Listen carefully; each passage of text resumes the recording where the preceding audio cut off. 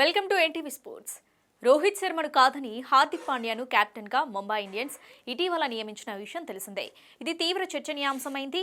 విధేయత గురించి స్పందిస్తూ కొందరు క్రికెటర్లు ముంబై నిర్ణయాన్ని తప్పుపట్టారు. అయితే కలిసి ఆడుతున్నప్పుడు గొడవలు జరుగుతాయని, రోహిత్, హార్దిక్ మధ్య వివాదాలుంటే కూర్చొని మాట్లాడుకోవాలని యువీ సూచించాడు.